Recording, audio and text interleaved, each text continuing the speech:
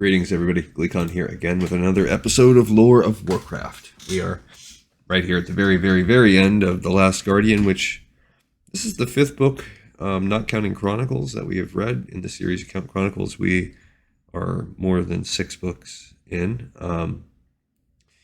After this one, we got one little tiny bow to put on it in terms of Chronicles lore before we hit the lion's share of our Let's Plays.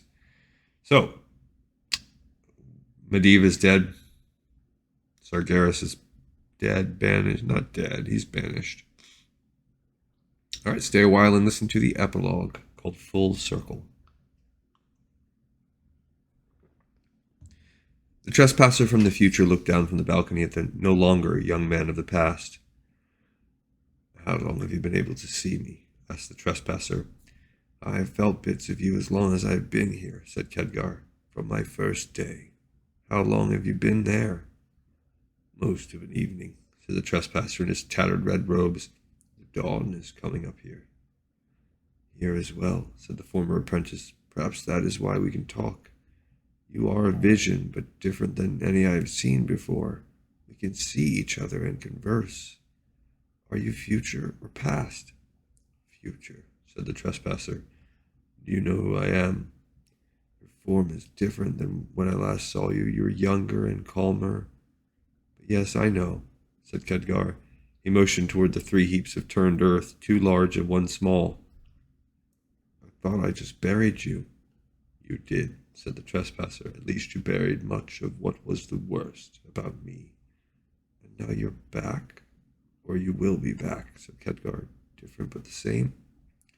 The trespasser nodded. "In many ways, I was never here the first time around." "More is the pity," said Khadgar. "So what are you in the future? Magus? Guardian?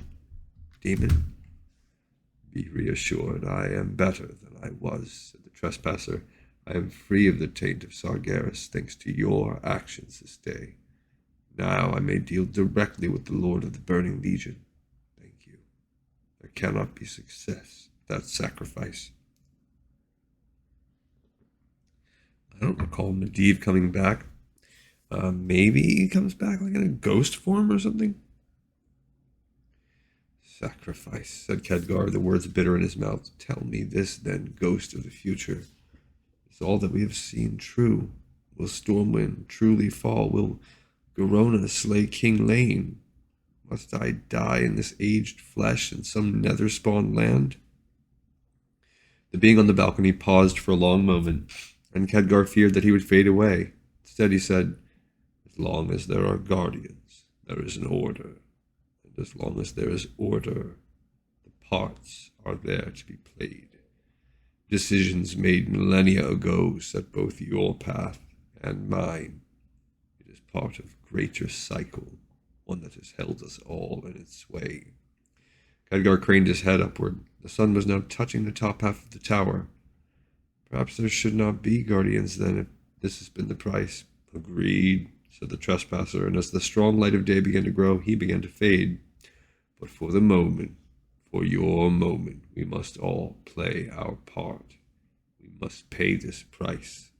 And then, when we have the chance, we will start anew." And with that, the trespasser was gone, the last fragments of his being swept back into the future by an errant wind of magic. Khadgar shook his aged head and looked at the 3 newly dug graves. Lothar's surviving men took their dead and wounded back with them to Stormwind. There was no sign of Garona, and though Khadgar would search the tower once more, he doubted that she was within. He would take what books he thought were valuable, what supplies he could, and set protective wards over the rest. Then he would leave as well and follow Lothar into battle. Hefting his shovel, he walked back into the now abandoned keep of Karazhan and wondered if he would ever return. As the trespasser spoke, a small breeze kicked up, a mere churning of the leaves, but it was enough to scatter the vision.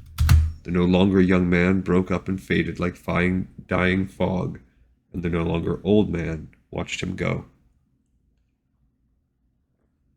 A single tear ran down the side of Medivh's face.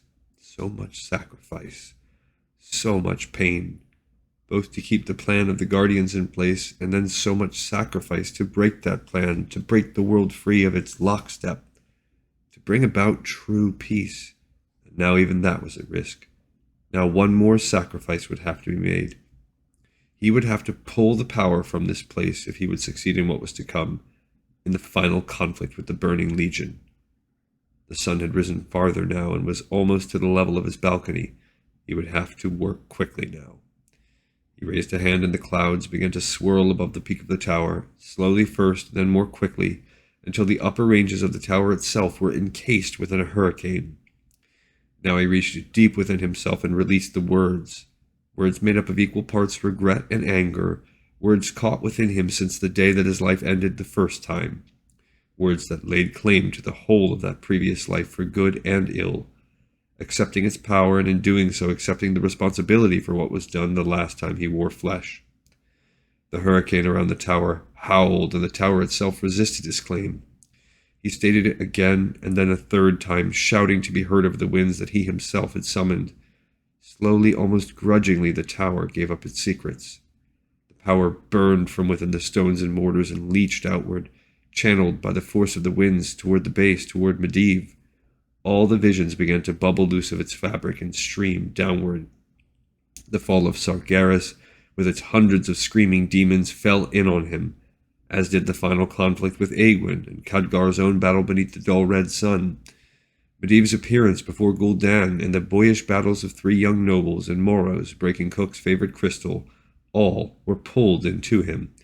And with those visions came memories, and with those memories, responsibilities. This must be avoided. This must never happen again. This must be corrected. So too did the images and power leach upward from the hidden tower, from the pits beneath the tower itself.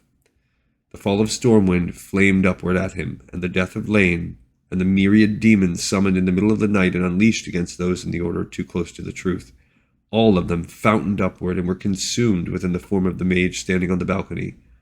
All the shards, all the pieces of history, known and unrevealed, spiraled down the tower or rose from its dungeons and flowed into the man who had been the last guardian of Tristful. The pain was great, but Medivh grimaced and accepted it, taking the energy and the bittersweet memories it bore with equal measure. The last image to fade was the one beneath the balcony itself, an image of a young man, a rucksack at his feet, a letter marked with the crimson seal of the Kirin Tor, hope in his heart and butterflies in his stomach.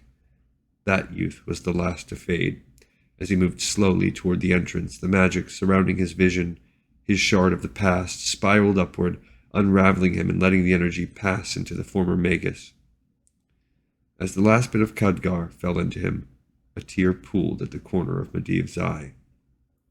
Medivh held both hands to his chest tightly, containing all that he had regained.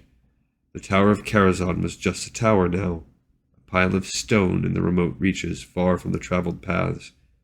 Now the power of the place was within him, and the responsibility to do better with it this time. And so we start anew, says Medivh.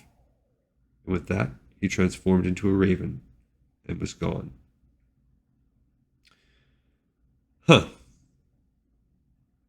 Okay, so I don't know that is canon. I mean, it is known that Medivh can take raven form. Where does he do that? Is he in other games? So, him drawing all the power from Karazhan, that can't be true, because Karazhan is still filled with its power. Filled with its hauntingness. Or maybe it's not. Maybe it's just haunted now. But I would think those two things were related. We also didn't get much into him being a raven. But that's obviously coming from somewhere. It could be Warcraft 3. A lot. That's my blind spot when it comes to Warcraft lore, and it also presents a great opportunity. I'm super looking forward to doing the Let's Plays of those. But yeah, I don't know a lot about that period of time. All right, we've got another episode in Pipes 5x5. We have one small thing to do on Chronicles next episode. Then we're going to bust out pretty much all of Orcs and Humans so that we can begin moving forward into the Second Great War. Thank you so much for listening to this book, and hope that you enjoyed it. See everybody on the next episode of Lore of Warcraft.